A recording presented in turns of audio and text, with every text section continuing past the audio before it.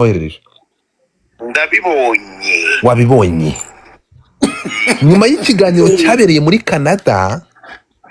yego Vestine akabwira muri umuntu we ngo niwibeshye ugashaka uri umwana muto nzakwica. zagushishura Arangije yongeraho ijambo ngo uruzi umuntu utarangiza, umuntu utarangiza ngo uruzi cyangwa ngo urabone umuntu utarangiza.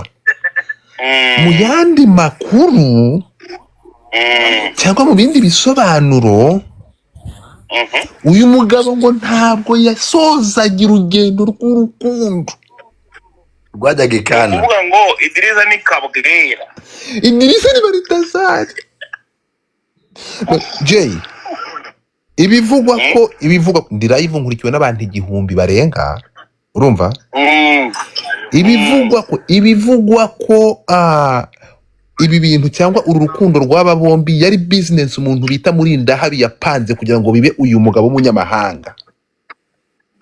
Ibi bintu byaba bifite aho bihuriye n'ukuri nyuma yuko hashize iminsi 160 n'ingahe Abanyarwanda muri ko nkurikira batubwiye ko iminsi bangahe bamaranye imyaka 162 ijana imyaka n'iminsi iminsi 133 Abanyarwanda barayibaze. So nyuma y'ibi amezi ane nyuma ngo 136 niyo bamaranye 3 months 4 months Mutesi nawe adacaho ko yanze kubana na Rugume byemewe n'amategeko. So icyo mbaza ibi bintu byavuzwe ariko Dekata kabisakuza abantu ntibabyumve byafite ahantu bihuriye n'ukuri. ibyo bintu se byuko uyu mugabo bamuskaminze bishakiraga ubutunzi bagiye gupasura.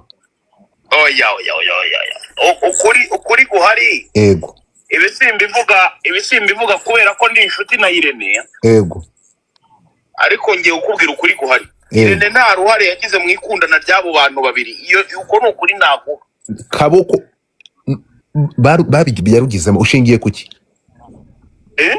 Ushingiye kuki ko nta ruhare yabigizemo? No kuvuga ngo Irene nawe yagiye kubona abona Idrissa aturumbutse ntabwo we yaramuzi. Yikundaniye na Vestine bisanzwe. Ibisimbi bivuga kuko ni inshuti na Irene. Urukanda rugucinya inkoro noze ubwo uri kuvuga kandi aribyo uri gukora. Oya ntago ni munani kandi nkubwira ko sindi kuvuga kuko ni inshuti ye. Uri kumva? Ariko ndi kubikubwira nyine ngo kuri guhari ukuri kwa nyako. Ego yaje nyine nkuko nawe ushobora kuba watirita Dorcas usigaye. Ego bari kubakunda sa Irene hugaza kuza kubigaragaramo as a manager wabo bana. Yari manager w'urukundo rw'uriya mukobwa. Oya ntago ari manager w'urukundo ngo Godfather agenda gake. Irene yaje nka manager w'umuhanzi umukurikiranira ibye hafi ndetse no kumurinda aba bana bazajya baprodinga ubusa. Ibyo simbivuga ko ni inshuti na Irene. Ndabivuga nk'ukuri guha kubera iki ibyo byose akabiviramo akahita atanga umwana nka se. Oya ntago yamutanze nka se, yamutanze as a manager kandi uzi neza imikino ibera muri ibi bintu bya showbiz. Arebye nabo umwana we bashobora kuba bagira gute bamukoramo content kandi we nta kintu kimungu.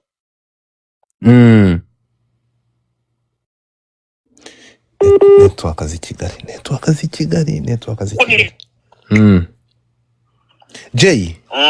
Jay ntabwo ngiye kuvuga nk'umuntu utiyumva muri Irene. Oya murabivuga nk'umuntu ushaka kunteranya nawe. Oya urumva Irene hari ukuntu njye nshaka kugira ngo byishakemo mwiyumvemo ariko nkabibura.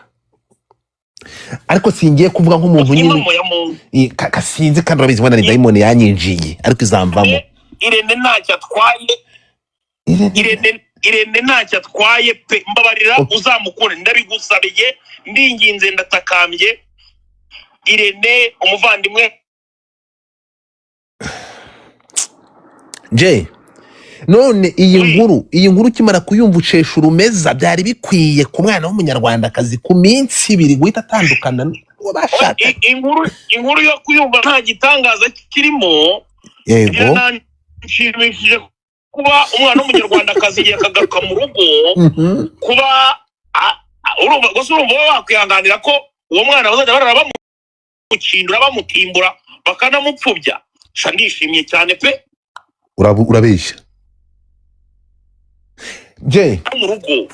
urakoze cyane ndabizi ikiganiro n'igisoko uraza kubirambura ngaho ndagushimiye ntago nari nzi kuri muri operation tumukwe ntago ari operation yewe ndimo ariko ntago umwana w'umunyarwandakazi yaba ari aho ngaho bamubabaza. Yego urumva ariko yari kuzayi nishimire ko aguma za Burkina Faso bamutimbuza za rakirete oya ariko yari kuzagera akayimenyera. Yagenda shawe afata umwana ukamuzirika ukamuboha ugashaka gukindura. Mfite n'undi muntu ushaka kugitekerezo hano. Nawe ufite ibyo ashaka kuvuga. Reka mwumve. Yego ni akamwana ku mwana tahe rwose ariko kumuza ku nteke zo kwiyaho niko yaka. Yes girlfriend. Ubwo uravuga ngo ndabizi wigeze gusenga aho utaragira birakwiye ku mwana w'umukozi w'Imana uririmba tukagira aya masaha agiye kuba ahitse asenyurwa ananiwe kubaka none ko kugira ngo bamwice ndumva ibyo bibazo ari guhura ntiyatagaza mu rugo kw'abagabo bahari azashaka undi aracyari muto. hanyuma yaka wowe ibyingo kugiye gusaza utarongoye ko byakunaniye ibyingo bifite bike gitekerezo. umugore ndamufite kandi nanagushimira wanabimfashijemo kwa dufaranga wateranyije nitwo naguze ibikoresho byo mu nzu nabitanga yaratuma.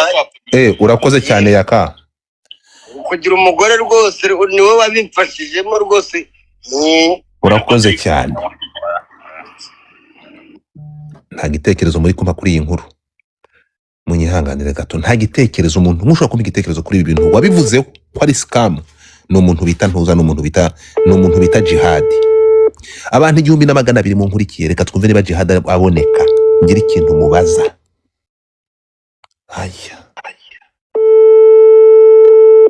Mutinga Mike. Umuntu wakoze kuri Galaxy nazamuke. Hari umuntu wakoze kuri Galaxy kanze murebe mubwira ashyire muri request azamuke. Ndi mu rusaku. Jihad wo gapfuye ntabwo uri mu rusaku ngo nagudashaka kunyitaba. Umuntu wakoze kuri Galaxy bamwita Still Perfume uzamuka abantu bagufollowing. Still Perfume ngiye guhamagara murabyumva.